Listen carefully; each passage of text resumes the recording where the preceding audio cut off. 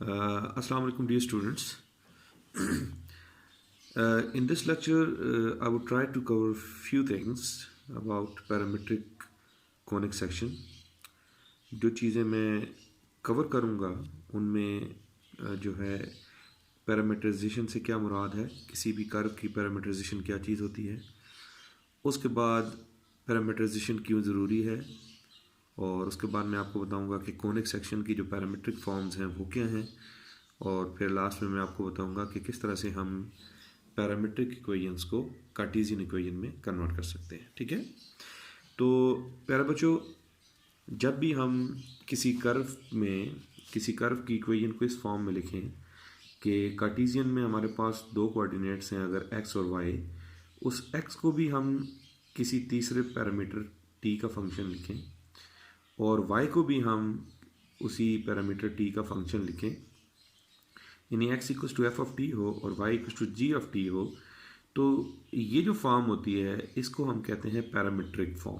ठीक है, तो इसमें जो ऑर्डर्ड पेयर्स होते हैं x कॉमा वाई, वो असल में इक्वल हो जाते हैं f of t comma g of t के। ठीक है, तो अब इसमें होता ये है कि t की मुख्तलिफ वैल्यूज़ के लिए हमारे पास x और y के मुख्तलिफ ऑर्डर्ड पेयर्स आते हैं, और जब हम उनको प्लॉट करते हैं तो हमारे पास उसी तरह की कर्व बन जाती है जिस तरह से कार्टेशियन कोऑर्डिनेट सिस्टम में कर्व बनती है। ठीक है, अगर हमारे पास पैरामीट्रिक फॉर्म में जो t की वैल्यू है वो किसी इंटरवल पे डिफाइंड हो, तो उस इंटरवल को हम जो है पैरामीटर इंटरवल कहते हैं।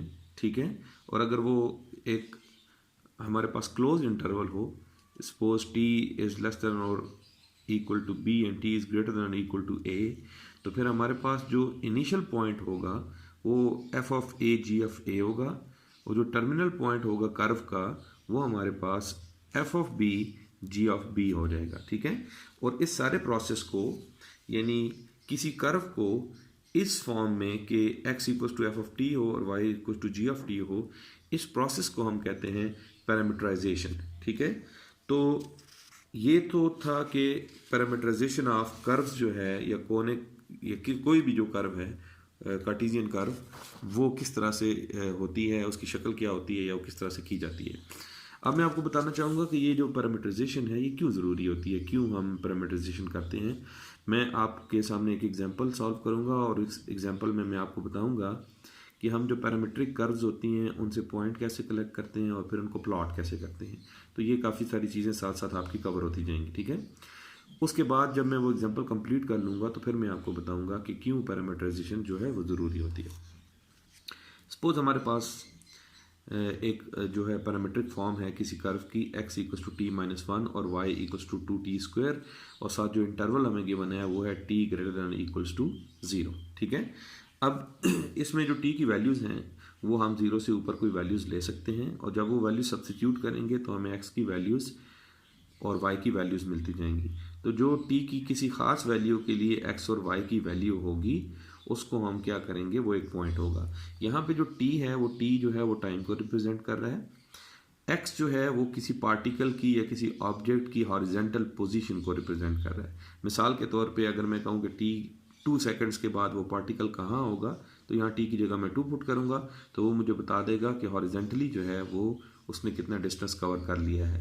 और यहाँ y की जो इक्वेशन है, इक्वेशन 2 जो है, ये हमें बता देगी कि t इक्वल्स टू जो भी हम टाइम रखेंगे उस पर उसने वर्टिकली कितना डिस्टेंस कवर कर लिया है। ठीक है, अब मिसाल के तौर पे मैं कुछ सैम्पल वैल्यूज़ ले लेता हूँ। यहाँ पे मैंने डिफरेंट वैल्यूज़ ली हैं। t की वैल्यू जो है मैंने 0 ली है, 1 ली है, 2 ली है, 3 है, 4 ली है। अगर मैं उनको जो है यहाँ सब्सटीट्यूट करता हूँ तो मेरे पास 0 माइनस 1 जो है वो माइनस 1 आ जाएगा। फिर मैं 1 पुट करता हूँ तो 1 माइनस 1 मेरे पास 0 आ जाएगा। 2 पुट करता हूँ तो 2 माइनस 1 मेरे पास 1 आ जाएगा, और 3 पुट करता हूँ तो 2, और 4 पुट करता हूँ तो 3। यानी इसमें t की वैल्यूज़ पुट करने से मेरे पास x की वैल्यूज़ आ गई हैं। इसी तरह जब मैं t की वैल्यूज़ y वाली इक्वेशन में पुट करूँगा तो मेरे पास y की वैल्यूज़ आ जाएंगी। अब इन दो वैल्यूज़ को जब मैं जोड़ दूंगा तो मेरे पास ये मुख्तलिफ ऑर्डर्ड पेयर्स बन जाएंगे। मिसाल के तौर पे -1 0, इधर क्या बनेगा 0 2, इधर क्या बनेगा 1 8, इधर क्या बनेगा 2 18, ठीक है, और 3 32। ये बिल्कुल ऐसे ही है जिस तरह हम कार्टेशियन में जो है कोऑर्डिनेट्स पॉइंट्स के कोऑर्डिनेट्स कलेक्ट कर लेते हैं और फिर उनको प्लॉट करते हैं। अब मैं आपके सामने इनको देखता हूँ, इनका प्लॉट आपको मैं बताता हूँ कि किस तरह से हम इनको प्लॉट करेंगे। ठीक है, हमारे पास जो पहला पॉइंट था t इक्वल टू 0 पे, वो था -1 0। तो मैंने जो है यहाँ पर जो ग्रिड्स बनाई हैं, ये जो एक कट है ये 0.5 को रिप्रेजेंट कर रहा है। तो यहाँ पे ये -1 है, फिर -1.5 और -2 है। तो यहाँ पे जब मैं प्लॉट करूँगा तो मेरे पास जो -1, 0 जो पॉइंट है वो यहाँ पे आ जाएगा, क्योंकि x की वैल्यू -1 है और y की वैल्यू 0 है। इसी तरह जब मैं t की वैल्यू जो है वो टेबल से दूसरे जो है पॉइंट उठाता हूँ तो वो मेरे पास है 0 2। इसका मतलब है यहाँ x जो है वो 0 रहेगा और y मेरे पास 2 आ जाएगा। यहाँ पे जो y एक्सिस पे मैंने एक कट को 1 के इक्वल रखा हुआ है। ठीक है, उसके बाद जो अगला पॉइंट है t इक्वल टू 2 के लिए, वो है मेरे पास 1, 8। तो यहाँ पे मेरे पास 1 आ जाएगा और यहाँ से मैं देख लूँगा 8, तो ये मेरे पास जो है ये पॉइंट आ जाएगा 1, 8। इसी तरह जो नेक्स्ट पॉइंट था वो था 2, 18। तो यहाँ मैं x पे 2 देख लूँगा और यहाँ मैं जो है 18 देख लूँगा। ठीक है, तो ये यहाँ पे आ जाएगा। तो इस तरह से हम क्या करेंगे, ये हमारे पास जो पॉइंट है ये 2, 18 आ जाएगा। सही है। इसी तरह जो नेक्स्ट पॉइंट था वो हमारे पास 3, 32 था। तो अगर मैं इन पॉइंट्स को प्लॉट करता हूँ तो ये देखें हमारे पास ये इस टाइप की एक शेप बन जाती है। ये असल में अगर मैं देखूँ तो मेरे पास जो x था वो किसके इक्वल था, t-1 के इक्वल। अगर मैं यहाँ से t की वैल्यू निकालूँ तो वो आ जाएगी x+1। ठीक है, तो यहाँ दूसरी जो इक्वेशन थी वो y equal to t square थी। तो यही t की वैल्यू अगर मैं इसमें पुट कर दूँ तो मेरे पास जो y की वैल्यू आती है वो 2 इंटू x+1 होल स्क्वायर है। और ये हमारे पास एक पैराबोला है जिसका एक्सिस जो है वो y एक्सिस है। और क्योंकि जो x की वैल्यूज़ हैं वो t पे डिपेंड करती हैं और t 0 से स्टार्ट होता है, तो ये कंप्लीट पैराबोला नहीं है, बल्कि यहाँ अगर मैं t की जो यहाँ पे अगर मैं t की मिनिमम वैल्यू रख लूँ वो 0 है, तो x की मिनिमम वैल्यू आ जाएगी वो है -1। तो x जो है यहाँ पे ग्रेटर देन इक्वल टू -1 होगा। इसका मतलब है कि ये जो एक पैराबोला है उस पैराबोला का एक सेक्शन है या एक हिस्सा है उसका जो हमें इससे प्लॉट करने से मिला है। अब जहन में ये क्वेश्चन आता है कि अगर हम इस फॉर्म में लिखते तो फिर तो हम आसानी से इसको प्लॉट कर सकते थे। x की मुख्तलिफ वैल्यू देते, y की वैल्यूज आती तो हम प्लॉट करने की हम इसको आराम से प्लॉट कर लेते, t की वैल्यू की हमें ज़रूरत ही नहीं थी। लेकिन अगर हम एक और एंगल से देखें तो हमें यहाँ पे नज़र आ रहा है कि ये जो ऑब्जेक्ट है ये किस तरफ मूव कर रहा है, एक बात। और दूसरी बात हमें ये पता लग रहा है कि t इक्वल्स टू 1 सेकेंड पे, t इक्वल्स टू 2 सेकेंड पे, t इक्वल्स टू 3 सेकेंड पे इसकी पोजीशन क्या है। अब अगर मैं जानना चाहूँ t इक्वल्स टू 9 पे उसकी क्या पोजीशन है, तो मुझे अगर मैं t को बीच में नहीं लाऊंगा तो सिर्फ x और y से मुझे नहीं पता चलेगा कि 9 सेकेंड के बाद उस बॉडी की पोजीशन क्या है। तो इसलिए ऐसे फिनोमेना जिनमें लोकेशन टाइम के लिहाज से चेंज हो रही हो या जो ट्रेजेक्ट्री है वो x और y के टाइम के लिहाज से चेंज हो रही हो, तो वहाँ x और y दोनों जो है वो टाइम पे डिपेंड करते हैं और टाइम के लिहाज से चेंज होते हैं। तो ऐसी सूरत में हमें पैरामीटराइजेशन जो है ये हमारे लिए बहुत ज़रूरी हो जाती है, वरना कार्टेशियन फॉर्म में टाइम का रेफरेंस इंक्लूडेड नहीं होता। ये रीज़न है कि हम जो है मुख्तलिफ कर्व्स जो हैं उनकी पैरामीटराइजेशन कर लेते हैं। ठीक है, तो अब आई होप कि आपको अंदाज़ा हो गया होगा कि जो पैरामीटराइजेशन है वो क्यों ज़रूरी है मुख्तलिफ कर्व्स की, क्योंकि जब x और y टाइम के लिहाज से चेंज होंगे तो हमें टाइम का रेफरेंस देने के लिए उनकी पैरामीट्रिक फॉर्म्स जो है वो लिखनी पड़ेंगी। ठीक है, अब ये पैरामीटर जो है बाद जगह t लिखा जाता है, बाद जगह थीटा लिखा जाता है, तो उसकी मुख्तलिफ जो है फॉर्म्स हैं जिनके थ्रू हम उनको लिख सकते हैं। अब मैं आपके सामने जो है कॉनिक सेक्शंस की जो है हमारे पास जो शेप्स हैं उनकी पैरामीट्रिक फॉर्म रखूँगा। अगर मैं यहाँ देखूँ तो सबसे पहले मैं सर्कल है, सर्कल की जो हमारे पास स्टैंडर्ड इक्वेशन है वो है x² + y² = r²। ठीक है, तो उसकी जो पैरामीट्रिक इक्वेशन है वो है x = r cos थीटा और y = r sin थीटा। ठीक है, अब मैं एक्सप्लेन करता हूँ कि ये किस तरह से हमने जो है इसको चूज़ किया है, उसका एक रफ सा आपको आइडिया हो जाएगा। सपोज मेरे पास एक सर्कल है x² + y² = 1। अगर मैं इसको ड्रॉ करता हूँ तो वो सर्कल मेरे पास इस तरह से आ जाएगा। एक रफ सा स्केच में बना लेता हूँ। तो यहाँ से जो यहाँ तक रेडियस हमारे पास आएगा वो रेडियस हमारे पास आएगा 1। ठीक है, अब अगर मैं इसको ड्रॉ करता हूँ तो ये इसका x कोऑर्डिनेट है और ये इसका y कोऑर्डिनेट है। तो यहाँ जो भी पॉइंट होगा सपोज वो एक्स वाई की शक्ल का है। ठीक है, तो आपको मैंने पहले भी एक लेक्चर में बताया था कि जब हम राइट एंगल ट्राइंगल को बात करते हैं तो अगर मैं यहाँ पे एंगल ले लूँ थीटा, ठीक है, तो जो इसकी बेस होगी ये हमारे पास x जो होती है ये r cos थीटा की इक्वल होती है और r हमारे पास हाइपोटेन्यूज होता है। ठीक है, तो ये होती है 1 इंटू कॉज ऑफ थीटा और y जो होता है वो हमारे पास r साइन थीटा की इक्वल होता है, तो उसको मैं लिख सकता हूँ 1 साइन ऑफ थीटा। इसका मतलब ये है कि ये जो कोऑर्डिनेट्स हैं यहाँ पे x y, इनको मैं लिख सकता हूँ x y equals to cos theta sine theta, या अगर मैं साथ 1 लिख ही रखूँ तो ये हमारे पास आ जाएगा। इसी को अगर मैं जो है रेडियस r के लिए एक्सटेंड करूँ तो मेरे पास जो x y आएगा वो असल में क्या आएगा, r cos थीटा और r sin थीटा, और यहाँ जो थीटा है वो हमारे पास 0 से लेकर 2 पाई तक या 360 डिग्री तक चेंज होता है। ठीक है, तो ये चीज़ यहाँ पे मेंशन्ड है कि हमारे पास x जो है वो किसकी इक्वल है, r cos थीटा की इक्वल, और y किसकी इक्वल है, r sin थीटा की इक्वल, और यहाँ r जो है ये हमारे पास कोई फिक्स नंबर होगा और थीटा जो है वो क्या है 0 से लेकर 2 पाई तक चेंज हो रहा है।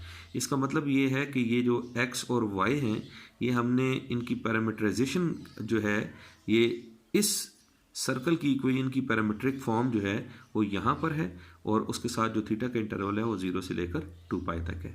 ठीक है, तो इस तरह से हम जो है वो पैरामीटराइजेशन कर सकते हैं सर्कल की। अब हम आते हैं इलिप्स पर। ठीक है, तो इलिप्स में ये होता है कि ये जो a वैल्यू होती है ये हमें बताती है कि हमने सपोज ये x के नीचे है तो ये हमें बताता है कि हमने x एक्सिस पे जो मैक्सिमम हमारा रेडियस है वो कितना है, वो a है, और y एक्सिस पे जो मैक्सिमम इसका रेडियस है वो है b है। ठीक है, तो इसका मतलब है कि ये x एक्सिस पे कितनी लेफ्ट या राइट जा सकती है a, और y एक्सिस पे कितनी अप या डाउन जा सकती है b, बाकी जो है उसके अंदर रहेगा। ठीक है, तो इसमें हमारे पास क्या आ जाता है कि पहले हमारे पास जो x और y पे जो हमारा जो रीच थी वो r या रेडियस से डिनोटेड थी। यहाँ पे अब जो है वो x एक्सिस पे रेडियस और है और y एक्सिस पे रेडियस और है, तो यहाँ पे x जो है वो हमारे पास a cos थीटा आ जाएगा और y equals to b sin theta आ जाएगा। ये एक इसकी वो है रीज़न है, आप अपने माइंड में समझने के लिए रख सकते हैं। और दूसरी ये है कि अगर मैं यहाँ x की वैल्यू जो है वो a cos थीटा रिप्लेस कर दूँ तो यहाँ मेरे पास आ जाएगा a square cos square theta over a square, plus y की जगह अगर मैं b sin थीटा रिप्लेस कर दूँ तो यहाँ मेरे पास आ जाएगा b square sin square theta. तो a स्क्वायर से कैंसिल हो जाएगा, b स्क्वायर से कैंसिल हो जाएगा, और अगर मैं ये आइडेंटिटी याद रखूँ sin square theta plus cos square theta या cos square theta plus sin square theta equals to 1, तो वहाँ से मुझे आइडिया हो जाएगा कि किस तरह से मैं इस कार्टेशियन इक्वेशन की पोलर जो है पैरामीट्रिक फॉर्म जो है वो मैं लिख सकता हूँ, और यहाँ भी थीटा जो है वो 0 से 2 पाई तक चेंज होगा। अच्छा, अब हम आते हैं पैराबोला की तरफ। तो पैराबोला की में डिफरेंट फॉर्म्स हैं, उनमें से मैंने एक फॉर्म ली है x square equals to 4py। ठीक है, यहाँ पे हम क्या रखते हैं, x को सपोज 2pt रखते हैं। ठीक है, x को अगर मैं 2pt रखता हूँ, ठीक है, तो यहाँ पे मेरे पास आ जाएगा 4p स्क्वायर t। ठीक है, तो यहाँ मुझे y की ऐसी वैल्यू रखनी है जो इन दोनों की इक्वेशन को वैलिडेट कर दे। तो इसका मतलब है y की वैल्यू जो मुझे रखनी पड़ेगी वो pt स्क्वायर रखनी पड़ेगी। ठीक है, तो अगर मैं y की वैल्यू pt स्क्वायर रखता हूँ तो यहाँ लेफ्ट हैंड साइड और राइट हैंड साइड जो होती है वो इक्वल हो जाती है, और यहाँ पे जो p है ये फोकल लेंथ इसको कहते हैं, ये फिक्स्ड कोई नंबर है जो आपको गिवन होगा, और इसका जो सिर्फ जो पैरामीटर है वो हमारे पास जो है वो t है। तो t के लिए आपको डिफरेंट इंटरवल्स दिए जा सकते हैं। अगर आपको इंटरवल -∞ से इन्फिनिटी तक गिवन हो, इसका मतलब है कि आप एंटायर पैराबोला को जो है वो कंसिडर कर रहे हैं। ठीक है, इसी तरह जो लास्ट कॉनिक सेक्शन है वो हमारे पास हाइपरबोला। हाइपरबोला की इक्वेशन के लिए जो आपको आइडेंटिटी याद रखनी है वो ये है, secant square theta minus tangent square theta equals to 1। तो इसका मतलब है कि यहाँ जो वैल्यू है x है तो मुझे उसको सीकेंट स्क्वायर से x को सीकेंट से रिप्लेस करना है ताकि यहाँ पे मेरे पास सीकंट स्क्वायर आ जाए, और यहाँ y को किससे रिप्लेस करना है, टेंजेंट से, ताकि वो टेंजेंट स्क्वायर आ जाए। और उनके डिनोमिनेटर को कैंसिल आउट करने के लिए मुझे साथ जो है उनके जो कोफिशिएंट्स हैं वो इस तरह से एडजस्ट करने हैं कि वो इसके जो डिनोमिनेटर को उसको कैंसिल आउट करें। इसका मतलब है कि यहाँ मुझे x को क्या रखना चाहिए, a सीकंट थीटा। अब अगर x को मैं a सीकंट थीटा रखता हूँ तो यहाँ पे x जो है, जब x का स्क्वायर लूँगा तो वो आ जाएगा a square secant square theta. a square cancel out हो जाएगा। यहाँ जब मैं y की जगह जो है b टेंजेंट थीटा रखूँगा तो b स्क्वायर कैंसिल होके मेरे पास ये आइडेंटिटी बन जाएगी secant square theta minus tangent square theta, जो 1 की इक्वल होती है। इसका मतलब है ये इक्वेशन क्या हो जाएगी, सेटिस्फाई हो जाएगी। और यहाँ जो हमारे पास ये फॉर्म बन जाती है, इसको हम कहते हैं पैरामीट्रिक फॉर्म ऑफ दिस। इसी की एक और पैरामीट्रिक फॉर्म है हाइपरबोला की, जिसमें हम हाइपरबोलिक जो है आइडेंटिटीज यूज़ कर सकते हैं। अगर मैं x को जो है a कॉस हाइपरबोलिक t ले लूँ और y को मैं b साइन हाइपरबोलिक t ले लूँ, तो तब भी मेरे पास यहाँ जो है ये हाइपरबोलिक की एक आइडेंटिटी बन जाती है, cos hyperbolic t minus sine hyperbolic t hyperbolic square t equals to 1, और यहाँ t की जो वैल्यू है वो माइनस इन्फिनिटी से इन्फिनिटी है। तो इन दोनों तरीक़ों से जो है हम इसकी जो पैरामीट्रिक फॉर्म है वो डिफ़ाइन कर सकते हैं। ठीक है, ये तो थी parametric form of conic sections. अब जो लास्ट टॉपिक मैं इस वीडियो में डिस्कस करूँगा वो ये है कि किस तरह से हम, अगर हमें पैरामीट्रिक फॉर्म गिवन हो तो उससे हम कार्टेशियन फॉर्म बना सकते हैं। ठीक है, अब मिसाल के तौर पे मेरे पास ये एक पैरामीटर है, जो एक कर्व है उसकी पैरामीट्रिक फॉर्म है x equals to cos of t, y equals to sine of t. इससे मैंने क्या करना है, कार्टेशियन फॉर्म में वापस कन्वर्ट करना है। तो कार्टेशियन फॉर्म में t का रेफरेंस नहीं होता, इसका मतलब ये है कि हमने यहाँ से t को एलिमिनेट करना है। तो इसमें अगर मैं देखूँ तो मेरे पास एक आइडेंटिटी है cos square t plus sine square t equals to 1। तो अगर मैं इन दोनों को स्क्वायर करके ऐड कर लूँ तो यहाँ से t के एलिमिनेशन के चांसेस बन जाएंगे। तो इस तरह के जितने क्वेश्चंस हैं जिनमें कॉज और साइन की फॉर्म में पैरामीटराइजेशन होती है, तो वहाँ हम ये कोशिश करते हैं हम इनको स्क्वायरिंग एंड एडिंग करें। जब इनको मैं स्क्वायरिंग एंड एडिंग करूँगा तो ये मेरे पास आ जाएगा x square plus y square equals to cos square t plus sine square T.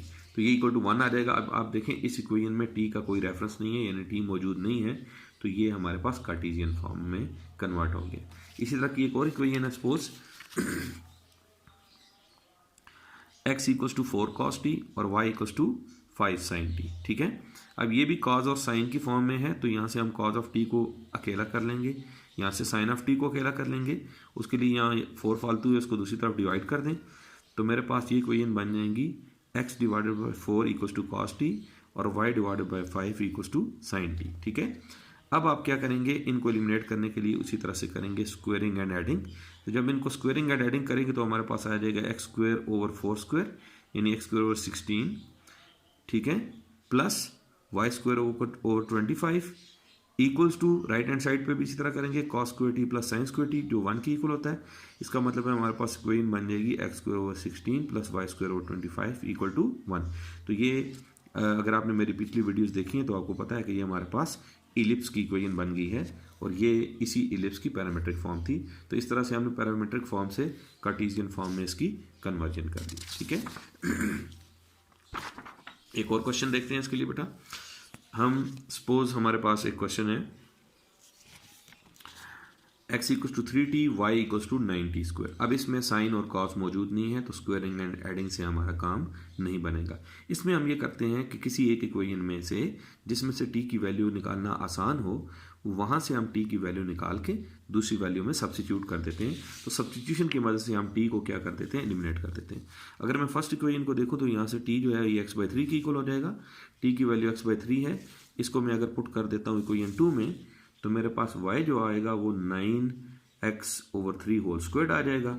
यहाँ से अगर मैं इसको ओपन अप करता हूँ तो ये 9 कैंसिल होकर मेरे पास y equals to x square आ जाएगा। और ये हमारे पास क्या है, ये पैराबोला की इक्वेशन है। ठीक है, तो इससे अब जो है आपको होपफुली अंदाज़ा हो गया होगा कि किस तरह से हम पैरामीट्रिक फॉर्म से कार्टेशियन फॉर्म में कन्वर्ट करते हैं।